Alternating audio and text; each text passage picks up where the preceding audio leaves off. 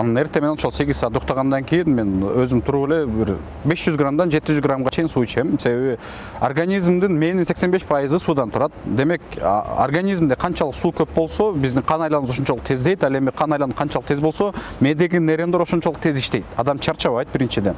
Анан мен жолдо кетип атсам, эртең менен туруп эле саатты карайм, андан кийин телефон чукпайм.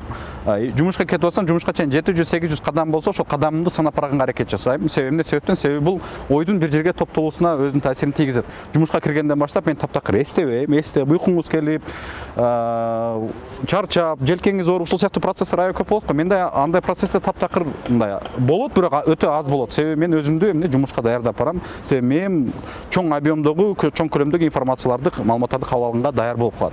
Анан келип кечиндеси 20 бет, 30 бет китеп окуп, же болбосо бир Курандан, же болбосо кайсы бир китептин атактуу бир жазуучулардын айтып берген пикирлерин угуп, анан анализ кылып, анан кечиндеси кыялданып, ошол нерсени ойлонуп жатып, анан кийин уктайм. Эртең менен кайрадан турганда, кайра ошол нерсени бир кайталап коесуң, демек ал нерсе сенин эсиңден чыкпайт.